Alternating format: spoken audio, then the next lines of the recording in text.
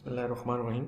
Today topic is WLAN, wireless local area network, and we will discuss in detail how wireless working in a LAN environment.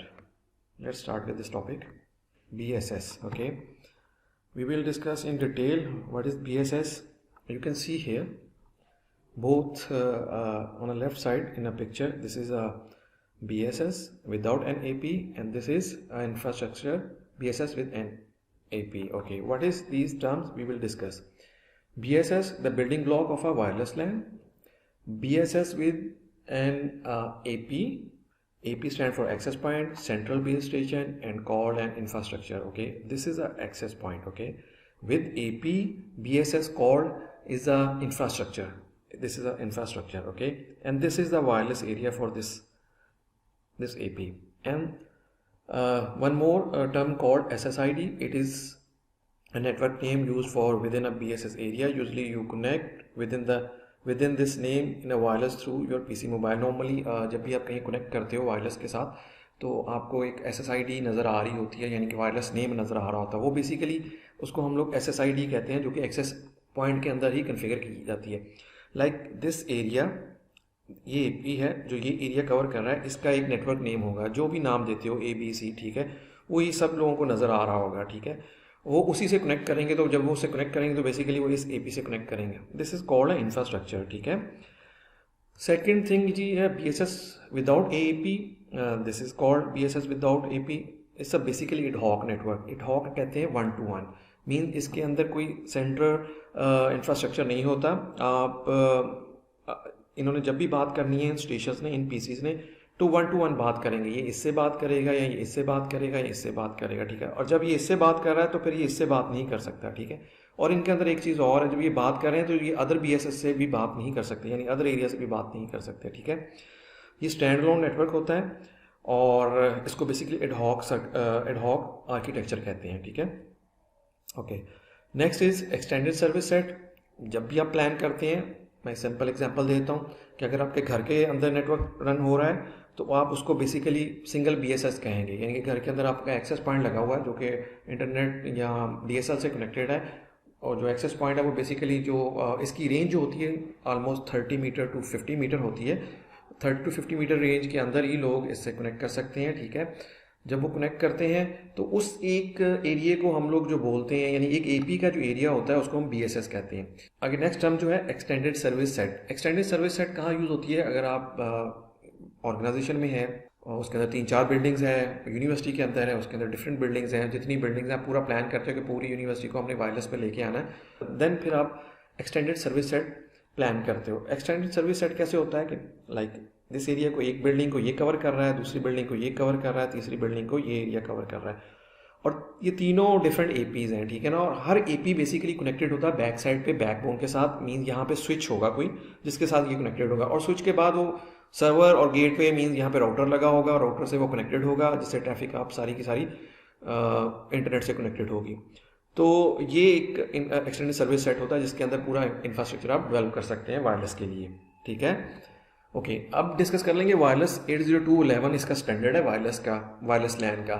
हम देखते हैं इस standard के अंदर ये very important है. इंपॉर्टेंट इस सेंस में कि आपको पता होना चाहिए कि अगर आप सपोज मार्केट से कोई लैपटॉप बाई करते हैं, मोबाइल बाई करते हैं, कोई एक्सेस पॉइंट बाई करते हैं, तो उसके बैक पे लिखा होता है कि ये किस स्टैंडर्ड को सपोर्ट कर रहा है. ठीक है, और जो स्टैंडर्ड है ऑलरेडी बता चुका हूँ, IEEE ऑर्गेनाइजेशन है जो कि स्टैंडर्ड डिफाइन करती है. स्टैंडर्ड मीन जब वो डिज़ाइन हो जाता है, स्टैंडर्ड डिफाइन हो जाता है, तो एवरीबॉडी जो भी मैन्युफैक्चरिंग कंपनीज है, चाहे वो मोबाइल के अंदर वायरलेस LAN को यूज़ कर रही हैं, चाहे लैपटॉप के अंदर या PC के अंदर जो भी कार्ड यूज़ हो रहे हैं, ठीक है, वो सारे के सारे जो मैन्युफैक्चरिंग हो गए स्टैंडर्ड्स को फॉलो करती हैं और उसी की बेस पे हार्डवेयर मैन्युफैक्चर किया जाता है. ओके, 802.11 के स्टैंडर्ड जो है, उससे पहले मैं एक चीज़ बताना चाह रहा हूँ इसको डिस्कस करने से पहले, वो ये है कि industrial, scientific and medical ICM band which define 3 unlicensed. Basically होता क्या है कि जितने भी वायरलेस के ऊपर कम्युनिकेशन होती है वो लाइसेंस्ड होती है, यानी कि जैसे मोबिलिंक यूज़ हो रहा है या अदर कंपनी जो यूज़ कर रही है, ठीक है, मोबाइल GSM यूज़ कर रहे हैं, तो उनको लाइसेंस गवर्नमेंट से बाई करना पड़ता है. ठीक है,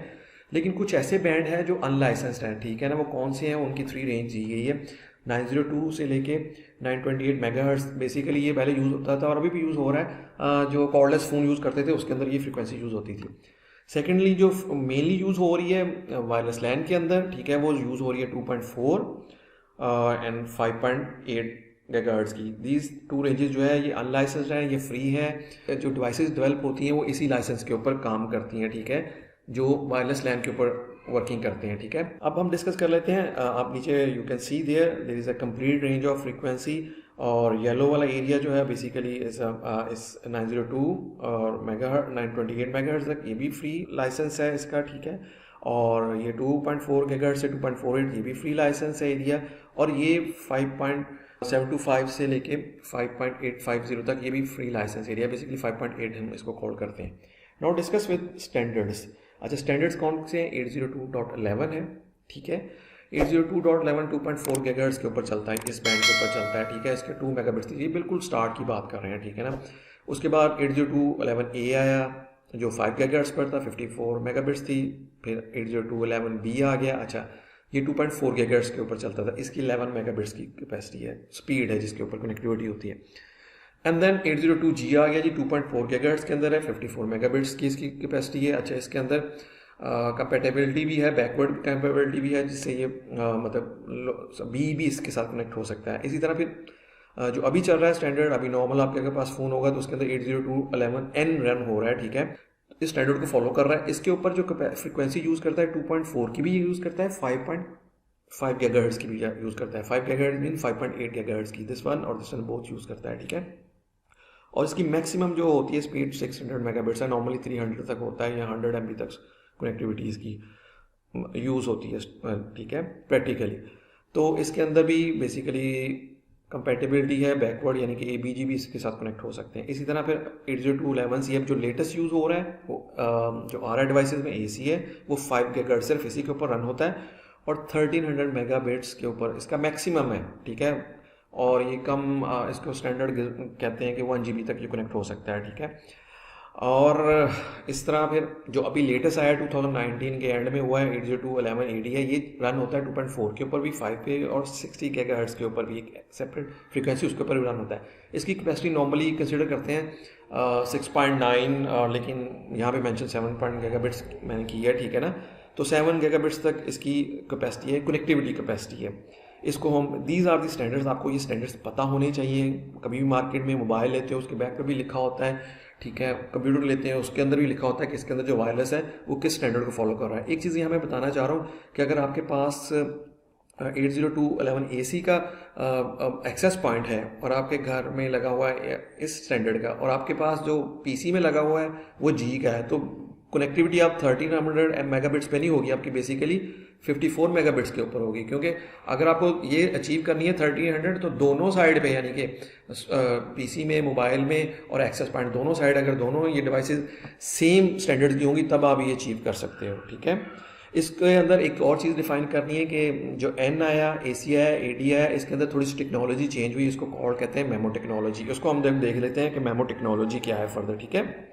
अच्छा, मेमो टेक्नोलॉजी क्या है जी? मेमो टेक्नोलॉजी के अंदर क्या होता है कि पहले होता ये था कि सिंपल एक एंटीना यूज़ होता था, ठीक है। लेकिन मेमो के अंदर हुआ मल्टीपल इन मल्टीपल आउट, यानी कि उन्होंने मोर देन 4 एंटीने लगा दिए गए। जब मोर देन 4 एंटीने लगा दिए गए तो इसका मतलब है कि आप एक टाइम में 4 एंटीने बात कर रहे हैं। इसी तरह जैसे PC है उसके ऊपर अगर 4 एंटीने लगे हुए हैं तो वो इससे 4 बीम उससे कनेक्ट हो रही है, यानी कि आपकी 4 टाइम ज़्यादा कैपेसिटी आप यूज़ कर रहे हो, यानी कि आपकी बैंडविड्थ जो है कनेक्टिविटी है 4 टाइम बढ़ गई है, ठीक है ना। पहले सिंगल होती थी, अब 4 टाइम होगी। तो इस तरह ये यूज़ हो रहा है, ठीक है ना। इस डिपेंड्स कि क्या चीज़ यूज़ कर रहे हैं, ठीक है। लाइक अगर आपके पास जो मोबाइल है उसके ऊपर एक एंटीना है, ठीक है ना, तो ये जो 4 उसके अंदर आउटपुट आ रही है, लेकिन आप एक पे रिसीव कर रहे हैं, एक से बात कर रहे हो। अगर आपके 2 एंटीने वाला है तो इसका मतलब वो 4 ही आ रहे हैं, लेकिन आप 2 से बात कर रहे हो, आपकी कैपेसिटी डबल हो जाती है। इसी तरह अगर PC के अंदर 3 एंटीने लगे हुए हैं तो आप 3 से बात कर रहे हो, 3 कैपेसिटी हो जाती है। अगर आपके पास ऐसा कार्ड लगा हुआ है जो 4 को सपोर्ट कर रहा है, ठीक है ना, या लैपटॉप आपको 4 का सपोर्ट कर रहा है, तो चारों कर रहे हैं, तो आपकी ऑलमोस्ट फुल अचीवमेंट कर रहे हैं और हाई बैंडविड्थ आपको कनेक्टिविटी मिली हुई है, ठीक है ना। एक चीज़ और ये मैं बताना चाह रहा हूँ, ठीक है ना, कि अब जो है ना ये like this type of access point आते हैं। यानी कि अभी क्या होता है, जैसे आपका मोबाइल है उसके अंदर उसके ऊपर एंटीने लगे नहीं होते, उसके अंदर बिल्ट इन एंटीने होते हैं, यानी ठीक है। इसी तरह एक्सेस पॉइंट के अंदर भी अब एंटीने लगे नहीं होते, जैसे ये एंटीने लगे हुए हैं, इसके अंदर बिल्ट इन एंटीने होते हैं, ठीक है। Okay, one more thing is a wireless heat map. Wireless heat map is called, यानी कि ये आपको मैं दिखाना चाह रहा हूँ कि यहाँ पे एक बिल्डिंग है, बिल्डिंग के अंदर यहाँ पे एक्सेस पॉइंट लगा हुआ है, और जो ग्रीन एरिया, यहाँ ग्रीन एरिया के मीन्स है यहाँ पे आप फुल कैपेसिटी से कनेक्ट करते हो, ठीक है।